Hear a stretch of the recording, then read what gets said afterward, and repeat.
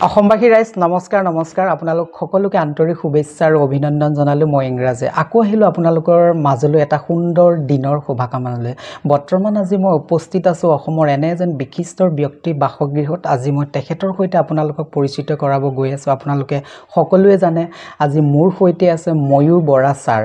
তেখেত এজন চিন্তাবিদ এজন সমালোচক আৰু লেখক আৰু তেৰ হৈতে আজি মই ইংৰাজ আৰু ছাৰৰ পৰা আজি কিছুমান পোনপটীয়া প্ৰশ্ন সুধিম আৰু মই আশাবাদী সমগ্ৰ আসামবাদী সেই প্ৰশ্নকেইটা উত্তৰ পাম বুলি ছাৰ প্ৰথমে আপোনাক আন্তৰিক শুভেচ্ছা আৰু অভিনন্দন জনাইছো ছাৰ ভালে আছে নে আপুনি আছে একদম ভগৱানৰ কৃপাত ভালে আছো তো আগৰ নতুন প্ৰজন্মক বিহুৰ সময়ত দেখিলে হয় ছাৰ ভাল লাগে হয় ছাৰ ধন্যবাদ ছাৰ আজি কিছুমান পোনপটীয়া প্ৰশ্ন সুধিম আৰু ময়ো আশাবাদী সমগ্ৰ অসমবাসীও আশাবাদী সেই প্ৰশ্নকেইটা উত্তৰ পাম বুলি আজি মোৰ প্ৰথম প্ৰশ্নটো আপোনাৰ পৰা আপোনাৰ জন্মস্থান শৈশৱ কোট আৰু কেনেকৈ পাৰ কৰিলে জন্মস্থান বুলি ক'লে আসলতে দুই ধৰণেৰে কথাটো ক'ব লাগিব মোৰ জন্ম হৈছিল নগাঁৱত হয় স্যাৰ নগাঁও যিখন এতিয়া সিভিল হস্পিটেল বুলি কয় গতিকে মোৰ মা আৰু দেউতাৰ উভয়ৰে ঘৰ আছিল নগাঁৱত গতিকে মোৰ সেইফালৰ পৰা হিপাডাল নগাঁৱত কিন্তু দেউতাই পঢ়াৰ সময়তেই মানে প্ৰৱেশিকা পৰীক্ষা পাছ কৰাৰ পিছতেই শিলঙলৈ গ'ল তেতিয়া অসমৰ ৰাজধানী আৰু পিছত গুৱাহাটীত আহি ইয়াতে তেওঁলোকে নিগাজিকে বসবাস কৰিলে গতিকে মই কোনোদিন নগাঁৱত বেছি দিন থকা নাই আৰু মই পূজা বিহু বা গৰমৰ বন্ধত ফুৰিবলৈ যাওঁ কিন্তু মই গুৱাহাটীৰ প্ৰথমতে চানমাৰীত থকা আমাৰ যিটো জলসিঞ্চন আৰু জলসম্পদ বিভাগৰ যিটো কাৰ্যালয় এতিয়া সমুখতে এখন আগতে স্কুল আছিল সেক্ৰেড হাৰ্ট স্কুল সেই সেক্ৰেড হাৰ্ট স্কুলতে প্ৰথম মোৰ দেউতা মায়ে নাম লগাই দিছিলে বোধ কৰো ৭৪-৭৫ মান চনত 1900 গতিকে তাত কিন্তু কিবা এটা কাৰণত দেউতাই বৰ এটা ভাল নাপালে গতিকে ৮ মাহ মানৰ পিছতে মোক ইংৰাজী মাধ্যমৰ সেইখন স্কুলৰ পৰা লৈ গৈ আমাৰ নিজৰাপাৰ প্ৰাথমিক বিদ্যালয় ডক্টৰ হিৰেন গোহাঁই দেৱৰ বৰ্তমানৰ যেটো বাসগৃহ আকাশ তাৰ একেবাৰে দাঁতিতে লগা সেইখন প্ৰাথমিক বিদ্যালয়ত মোক নামভৰ্তি কৰালে তাৰ পৰা মই মানে থোৰতে ক'বলৈ হলে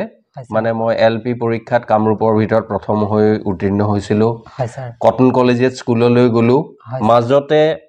এটা বছৰ অসম আন্দোলনৰ কাৰণে আমি হেৰুৱালো আমাৰ যেটো বেটছ আছিল আমাৰ বেটছটো আছিল একেবাৰে শেষৰ বেটছ যাৰ এটা শিক্ষাবৰ্ষ নষ্ট হৈছিল আমাতকৈ যিসকল সৰু আছিল তেওঁলোকৰ হোৱা নাছিল কিন্তু আমাতকৈ যিসকল ডাঙৰ আছিল পঢ়ি থকা তেওঁলোকৰ সকলোৰে এটা শিক্ষাবৰ্ষ হেৰুৱাইছিল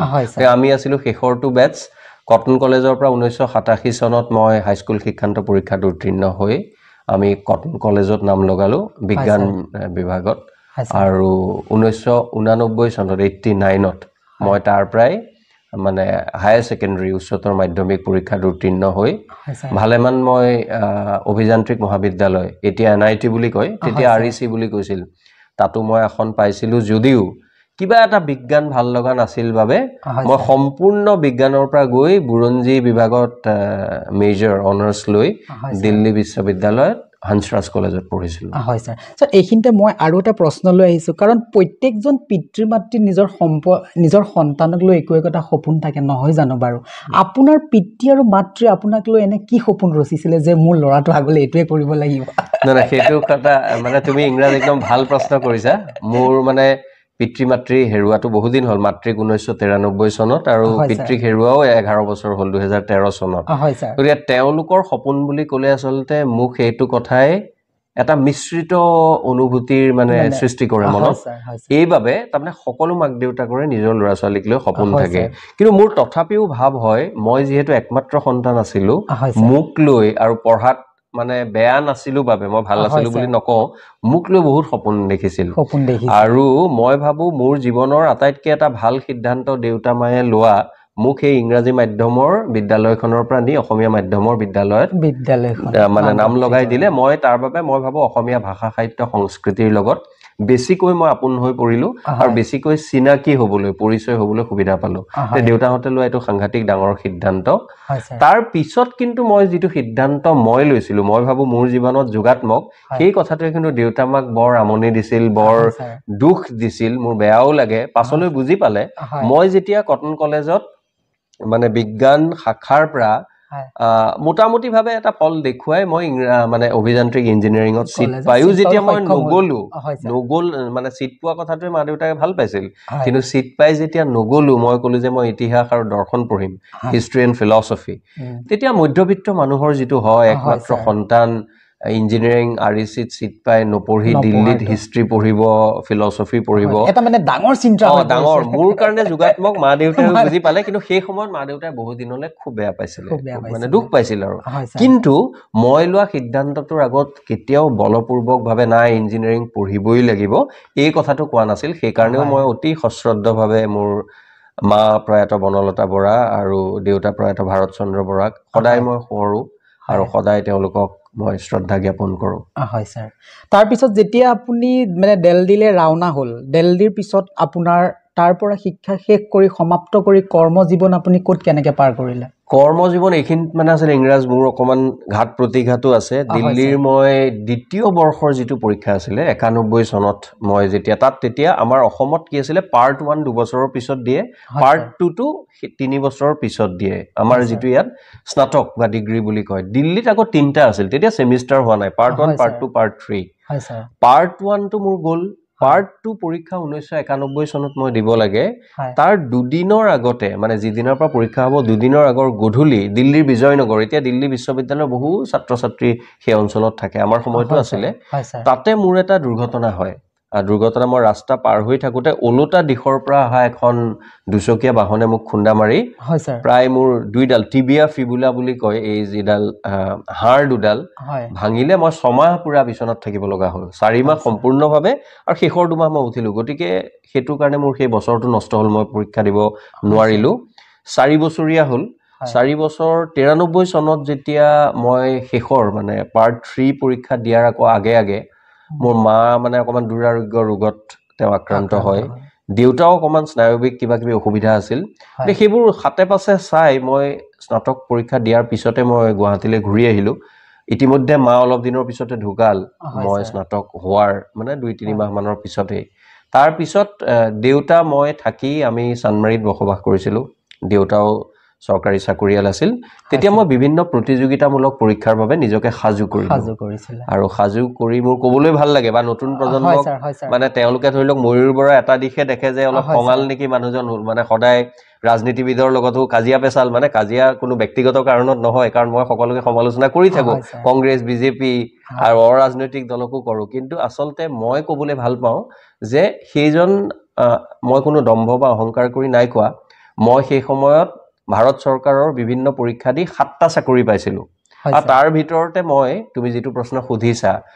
NABARD national bank for agriculture and rural development তাৰ যেটো এসিস্ট্যান্ট ম্যানেজাৰ যেটো পিও বা পিওতকে আসলে এক গ্ৰেড ওপৰৰ বুলি ধৰা হয় A+ অৰ্গানাইজেচন মানে পে স্কেল বা অন্যান্য সা সুবিধাৰ ফালৰ পৰা মই তাৰ প্ৰায় 1996 চনত 1996 ত লখনৌ ক্ষেত্ৰীয় কাৰ্যালয় হেতু আমাৰ ভাৰতৰ ভিতৰ আটাইতকৈ ডাঙৰ ৰিজনেল অফিস হয় স্যাৰ নাবাৰ্ডৰ হেড অফিস বম্বে আৰু ৰিজনেল অফিস আটাইতকৈ ডাঙৰ লখনৌ তাত মই যোগদান কৰিছিলো হয় স্যাৰ আপোনাৰ শেষৰ চাকৰিটো যদি মই ক'ব বিচাৰো আপুনি নবাৰ্ডৰ পৰাই অৱসৰ ললেনে নে আপুনি আধৰুৱাৰ কৰ্মজীৱন তাতে সমাপ্ত কৰি যে নতুন পৃথিৱীত খুজ পেলালে মোৰ কাৰণে আচলতে হেতু প্ৰথমটো চাকৰিও শেষৰটো চাকৰি এতিয়া নাজানো কেতিয়াও মোৰ চাকৰি কৰাৰ অভিপ্ৰায় নাই আকৌ যদি বয়স যেহেতু আছে কোনোবাই চাকৰি কৰিলে তথাপি মই ধেমালি কৰি কৈছো মোৰ প্ৰথম চাকৰি আছিল মই কলো 7টা পাই মই নাবাৰ্ডত যোগদান কৰিলো হয় স্যাৰ শেষৰটো নাবাৰ্ড হেতুৱে নাবাৰ্ড আৰু হেতু শেষৰটো নাবাৰ্ড ঠিকই কৈছা শেষৰটোৱে নাবাৰ্ড এই নাবাৰ্ডৰ পৰা মই 2021 চনৰ 31 মাৰ্চত মই পুনে ৰিজনেল অফিস ক্ষেত্ৰীয় কাৰ্যালয় মহাৰাষ্ট্ৰ হেতু খুব ডাঙৰ ক্ষেত্ৰীয় কাৰ্যালয় তাত মই ডেপুটি জেনেৰেল মেনেজাৰ হিচাপে আছিলো তেতিয়া তাৰ পৰা মই স্বেচ্ছামূলক অৱসৰ যেটো VRS বুলি কয় ভলান্টাৰী ৰিটায়াৰমেন্ট ললো চাকৰি আছিল মোৰ 32 চনলৈকে আছিল মানে আজি থকা হেতেন হয়তো মই জেনেৰেল মেনেজাৰটো হলুৱে হয় আমাৰ লগৰ কিছুমান আমাৰ বেটছত হুমুৱা পিও হিচাপে এতিয়া ইতিমধ্যে তেওঁলোক চিফ জেনেৰেল মেনেজাৰ হৈছে 50% মান CGM হল আৰু বাকি 50% GM হৈ আছে স্যাৰ এইখিনতে মোৰ এটা প্ৰশ্ন ইমান এটা ডাঙৰ ডেজিগনেশন এটা গভৰ্ণমেন্ট চাকৰি আপুনি কিয় হাঁহি হাঁহি বিদায় জনালে হাঁহি হাঁহি বিদায় দিছ নাই ক'ব নোৱাৰো কিন্তু কান্দি কান্দি বিদায় দিয়া নাই হেতু মই ক'ব পাৰো হাঁহি হাঁহি তাৰমানে এটো এটা খুব ডাঙৰ সিদ্ধান্ত আছিল মই যে ক'লো মোৰ জীৱনৰ 3টা ডাঙৰ সিদ্ধান্ত প্ৰথমটো মা দেউতাই ললে সেক্ৰেড হাৰ্টৰ পৰা নিজৰাপাৰ প্ৰাথমিক বিদ্যালয় দ্বিতীয়টো মই ললো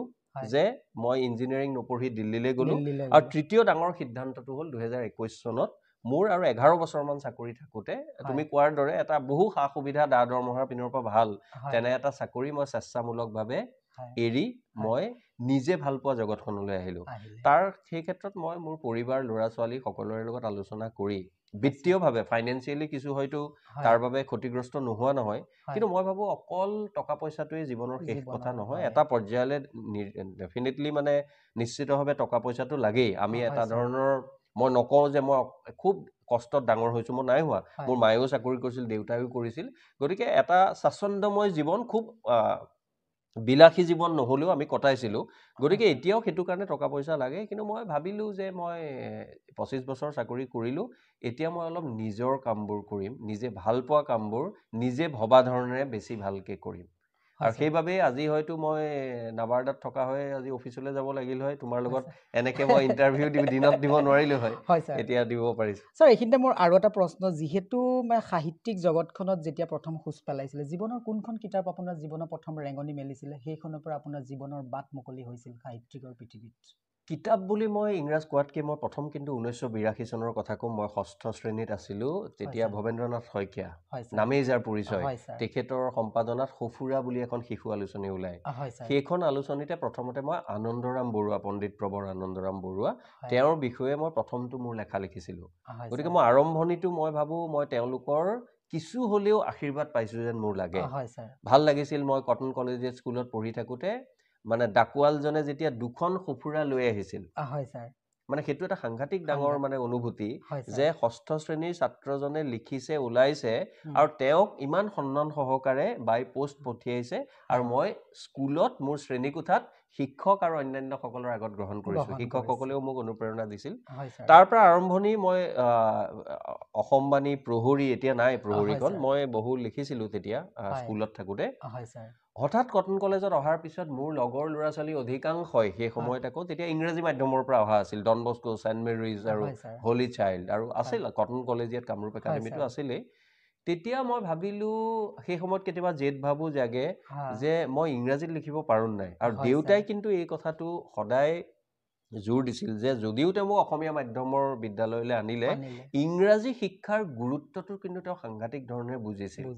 আৰু সেইবাবে তেওঁ নিজেও ইংৰাজীত বৰ ভাল আছিল ইংৰাজী ব্যাকৰণ ট্ৰান্সলেশ্যন অনুবাদ এইবোৰ শিকাই মোক মোটামুটিভাৱে মই ভাল বুলি নকওঁ আকৌ অহংকাৰ কৰাৰ দৰে হ'ব মোটামুটি এটা পৰ্যায়লৈ নিলে সেইবাবে মই তেতিয়া মোৰ এতিয়াও মনত পৰে ধীৰেন বেজবৰুৱা ডাঙৰীয়া তেখেত তেতিয়া আছে অলপতে তেওঁ চুকাফা বঁটা পাইছে অসম চৰকাৰৰ তেখেত তেতিয়া চেণ্টিনেল কাকতৰ সম্পাদক আছিল আৰু তেখেতৰ ঘৰলৈ এবাৰ মোক দেউতাই লৈ গৈছিল বোধ কৰোঁ 88 চন মানত 87 বা 88 চনত মই তেতিয়া কটন কলেজত পঢ়োঁ তেওঁ মোক উদগনি দিছিল লিখিব লাগে অসমীয়া মাধ্যমত আমিও পঢ়িছোঁ তোমাৰ মনৰ চিন্তাবোৰ ইংৰাজীত লিখিব লাগে এতিয়া মই ইংৰাজীত তেতিয়া লেখা আৰম্ভ কৰিলোঁ আৰু সেই সময়তে মই লিখা জাতিভেদ মানে এই প্ৰথাটোৰ বিৰুদ্ধে মই এটা লেখা লিখিছিলোঁ কাষ্টিজিম এ কেলামনি অন হিউমেনিটি যে সমগ্ৰ মানৱ জাতিৰ ওপৰত অপবাদ স্বৰূপ কলংক স্বৰূপ এই জাতিভেদ প্ৰথাৰ ওপৰত আৰু তেতিয়াই মানে মোৰ তেতিয়া 17 বছৰমান হৈছে 18 বছৰ চেণ্টিনেল কাকতত মৃদুকে হ'লেও এটা বিতৰ্ক হৈছিল বহুতে তাৰ সমৰ্থনত লিখিছিল বিৰুদ্ধে লিখিছিল গতিকে মোৰ পিছৰ জীৱনৰ যিবোৰ কাৰ্য বা যেনেকুৱা ধৰণৰ লেখাই মোক আকৰ্ষিত কৰিলে বা মই লেখোঁ সেই কথাটোৰ উকমুকনি কিন্তু মই ইংৰাজীত চেণ্টিনেল কাকতত তেতিয়াই দেখিছিলোঁ ছাৰ এইখিনিতে মই আৰু এটা প্ৰশ্ন সুধিছোঁ আপোনাক যিহেতু আমাৰ যিসকল ৰাইটাৰ বুলি কয় যিসকল লেখক আমাৰ সমাজত আছে অসমীয়া সমাজত বহুতৰ লেখনিবোৰ অলপ বেলেগ বেলেগ ধৰণৰ কিন্তু আপুনি কিছুমান বেলেগকৈ লিখে কিছুমান যেনেকৈ তৃতীয় লিংগৰ ওপৰত যিবিলাকৰ ওপৰত আমাৰ মানুহে কিতাপ লিখিবই নিবিচাৰে যে তৃতীয় লিংগ বুলি ক'লে কিবা এটা মনত এটা ডাঙৰ কিবা এটাহে সোমাই আছে তেনেকুৱা টাইপ কৰে আৰু যেনেকৈ যৌনতাৰ ওপৰতো আপুনি বহুবোৰ লিখিছে কিতাপ ইয়াৰ আঁৰৰ ৰহস্যটো অকণমান কওকচোন ছাৰ আঁৰৰ মানে তৃতীয় লিংগ আৰু যৌনতাৰ আগতে মই আৰু 2টা বা 3টা কথা তোমাক কৈ ল'ব বিচাৰোঁ যে মোৰ যিখন প্ৰথম কিতাপ বিতৰ্কীয় সৃষ্টি কৰিছিল বহু মানুহে ক'বলৈ চেষ্টা কৰিছিল আজি হয়তো কমকে কয় যে তেওঁ বিতৰ্কৰ সৃষ্টি কৰিবলৈ আহিছে নেকি যে শংকৰ সংঘৰ বিষয়ে মই লিখিছিলোঁ পথভ্ৰষ্ট হৈছে নেকি শংকৰ সংঘ সাংঘাতিক বিতৰ্ক হ'ল 5টাকে টেলিভিছনৰ শ্ব' হৈছিল নিউজ লাইভ DY প্ৰতিদিন টাইম তেতিয়া নিউজ টাইম আছিল আৰু বিভিন্ন প্ৰাইম এনেকুৱা হৈছিলে কিন্তু মানুহে হয়তো ভুলো বুজিছিল আৰু মই কোৱা বা লিখি থৈ যোৱা কথা মই আজি অতি বিনম্ৰতাৰে প্ৰত্যাহ্বান জনাই অসমৰ যিকোনো সচেতন মানুহক ক'ব পাৰোঁ তেওঁৰ লাগে সংঘৰ লগতে থাকক বা অন্যান্যৰ লগতে থাকক তেওঁ যদি খুব নিৰাবেগভাৱে চাই মই যিখিনি কথা লিখিছিলোঁ সেইখিনিৰ কিন্তু যথাৰ্থতা বহু পৰিমাণে প্ৰতিপন্ন হৈছে নোহোৱাহেঁতেন মই ভাল পালোহেঁতেন কাৰণ মোৰ ককা দেউতা প্ৰতিষ্ঠাপক সম্পাদক শ্ৰীমন্ত শংকৰদেৱ সংঘৰ 1933 চনৰ নগাঁৱৰ পলাশনি গাঁৱত মোৰ আইতা যেতিয়া ঢুকায় তেতিয়া সেইখন শ্ৰাদ্ধ অসমৰ প্ৰথম শ্ৰাদ্ধ য'ত ব্ৰাহ্মণ পুৰোহিতক বিদায় দি সম্পূৰ্ণ শংকৰী নাম কীৰ্তনীয়া ধৰণেৰে কৰা হৈছিল তাৰ পিছতেই শংকৰ সংঘ তাৰ আগতে গঠন হোৱা যদিও এটা বেলেগ গতি পায় সাংঘাতিক বিতৰ্কৰ সৃষ্টি হয় মোৰ ককা দেউতাক বহু মানুহে 10-20 বছৰ কাল মানে পাপিষ্ঠ বা পাপী মানুহ বুলি কৈছিল যে তেওঁ ব্ৰাহ্মণক বিদায় দি শংকৰী নিয়মৰে কৰিছে কিন্তু আজি ইতিহাস আজি আটাইতকৈ সৰ্ববৃহৎ অনুষ্ঠান সেইটো অনুষ্ঠানৰ কেতিয়াবা মই এজন শুভচিন্তক হিচাপে বেয়া দেখিলে মই লিখিছিলোঁ তাৰপিছত ব্ৰাহ্মণ্যবাদৰ বিষয়ে যেতিয়া মই লিখিলোঁ তেতিয়া হোমেন বৰগোহাঞিদেৱে ক'ব লগা হ'ল যে ময়ূৰ বৰাৰ গ্ৰন্থখন ব্ৰাহ্মণ বা এটা কুলৰ বিৰুদ্ধে নহয় এটা বৰ্ণবাদী চিন্তা চেতনাৰ বিৰুদ্ধে আজি সেই ব্ৰাহ্মণ্যবাদ বৰ্ণবাদ অসমত আছে নাই ভাৰতত আছে নাই এই কথাবোৰ সচেতন মানুহে জানে তাৰপিছত কমিউনিজিমৰ বিষয়ে বিৰুদ্ধে লিখা কিতাপখনত মই নামটো অৱশ্যে মই অকণমান বেছি মানে আক্ৰমণাত্মক দিলোঁ কাৰণে অলপ মানুহে ভুল বুজিলে মই আচলতে সেই কমিউনিষ্ট চিন্তাধাৰাৰ দ্বাৰা যিখিনি বৌদ্ধিক জগত যিটো সজীৱ সতেজ আৰু সক্ৰিয় হৈছে সেই কথাটো সদায় নমস্কাৰ জনাওঁ কিন্তু মই কেতবোৰ তেওঁলোকৰ তত্ত্বৰ বিসংগতিৰ কথা কৈছিলোঁ আৰু কাৰ্ল মাৰ্ক্সৰ জীৱনৰ কেতবোৰ কথা কৈছিলোঁ কিন্তু মানুহে এনেকুৱা ধৰণে ক'বলৈ বিচাৰিলে যে ময়ূৰ বৰাই কাৰ্ল মাৰ্ক্সৰ ব্যক্তিগত জীৱনৰ কথাবোৰ কৈ কমিউনিজিমৰ তত্ত্বটোক আচলতে তেওঁ নস্যাৎ কৰিব বিচাৰে আজি কিন্তু গৌৰৱেৰে মই ক'ব পাৰোঁ বিনম্ৰতাৰে ক'ব পাৰোঁ যে যিটো সময়ত মানুহে এটা সংখ্যা গুৰুবাদৰ পিছত দৌৰি আছে বহু বাওঁপন্থী মানুহ সোঁপন্থী পন্থালৈ জঁপিয়াই পৰিছে এইটো তেওঁলোকৰ অধিকাৰ মই সমালোচনা কৰিব পাৰোঁ মই সেইটো নামানো কিন্তু ময়ূৰ বৰা কিন্তু মই মোৰ নিজৰ ঠাইত আছোঁ বুলি মোৰ ভাৱ হয় আৰু সেইবাবেই তুমি কোৱা যিটো কথা যৌনতাৰ কথা মই এবাৰ লিখিছিলোঁ মৌনতাৰ উৰণিৰে ঢাকি ধৰা যৌনতা বিপদজনক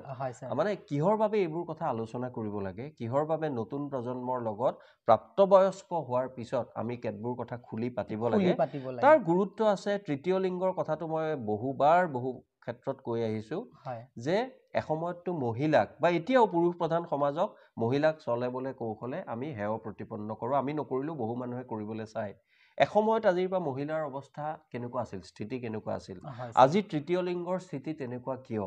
আমি এতিয়াৰ পৰা যদি চেষ্টা কৰোঁ তেতিয়াহে তেওঁলোকক আমি যিখন ইনক্লুচিভ ছ'চাইটিৰ কথা কওঁ ইগেলিটেৰিয়ানিজিম সেই সমদৰ্শী আদৰ্শৰ মাজলৈ অনাৰ ক্ষেত্ৰত আমি নিজে নিজৰ লৈংগিক পৰিচয়ৰ পিনৰ পৰা যদি আনক কওঁ যে তেওঁ আচলতে আমাতকৈ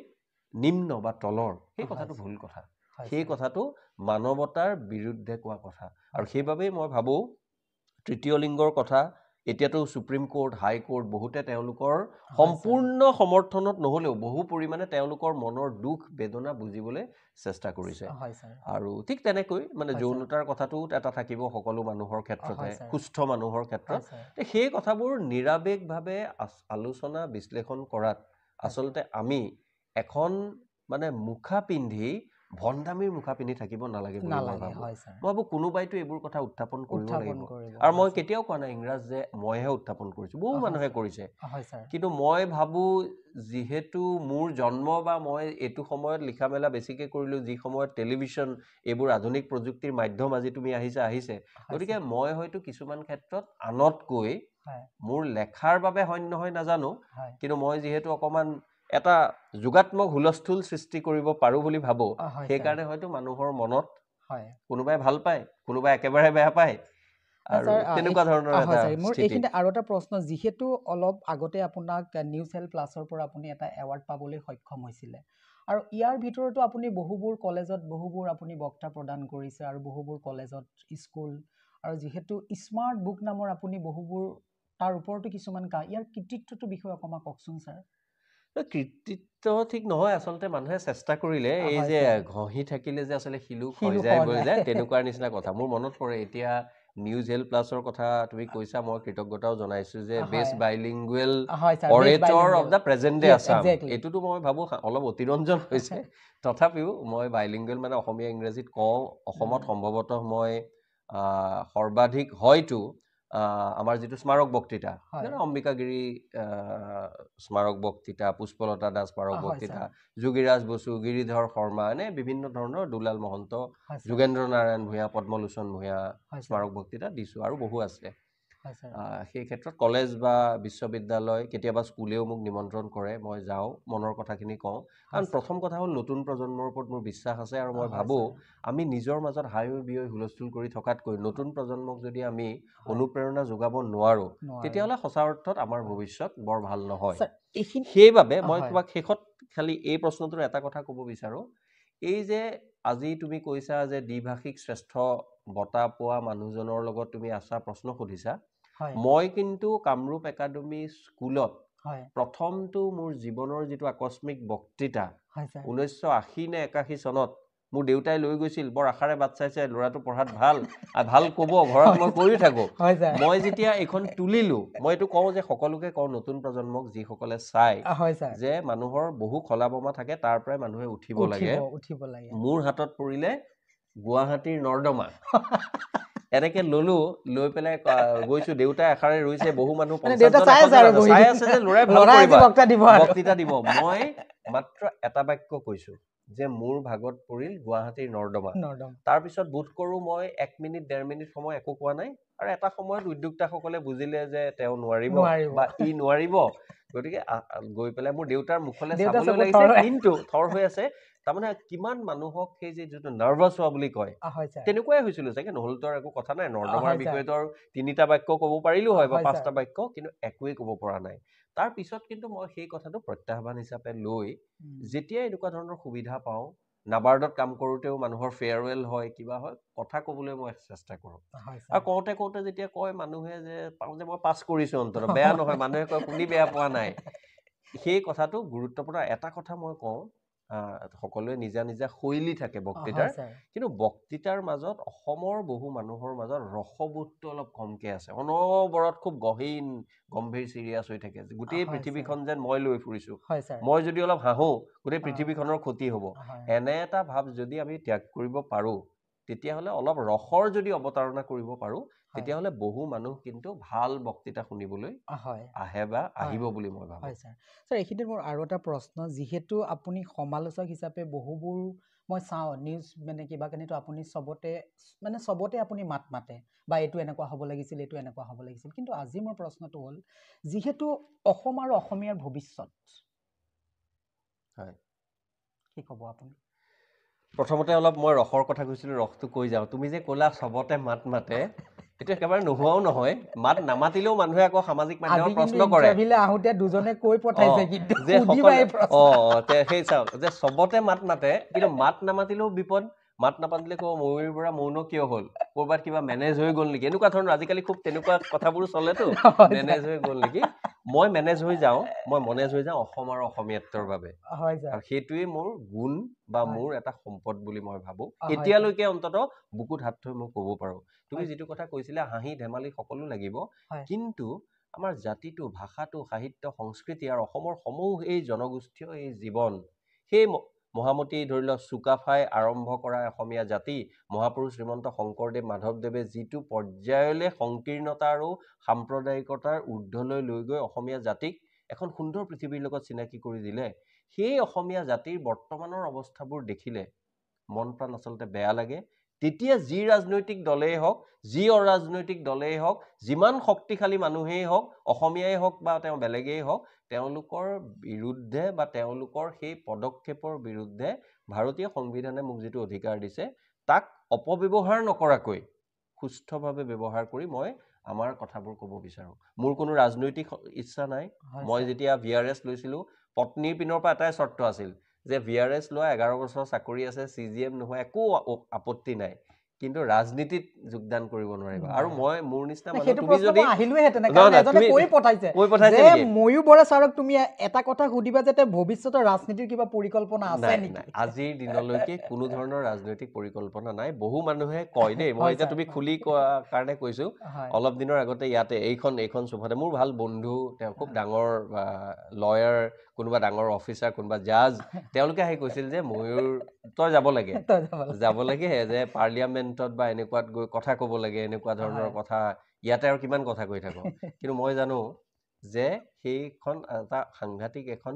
পৃথিৱী মই বেয়া বুলি নকওঁ, হয় স্যাৰ মই লেতেৰা বুলিও নকওঁ, হয় কিন্তু স্যাৰ সেইখন পৃথিৱী মোৰ কাৰণে নহয়। হয় স্যাৰ যোৱাটো তাত গৈ কোৱাটো আৰু তাৰ মাজৰ যিটো যাত্ৰা ৰোড সেই যাত্ৰাটো মই সেই যাত্ৰাৰ বাবে মই নিজক উপযোগী বুলি নাভাবো। মই যাত্ৰাটো বেয়া বুলি নকওঁ, বহু মানুহে কৰি আছে, ভাল কাম কৰি আছে, কিন্তু মই নিজে গতিকে যাত্ৰাটো নকৰাকেতো তেনেকুৱা এটা পৰ্যায় পাব নোৱাৰি। গতিকে মই নিজা যাত্ৰা যিটো অলপ ভিন্ন সুৰি সেই যাত্ৰাৰ মাজতে থাকিব বিচাৰো।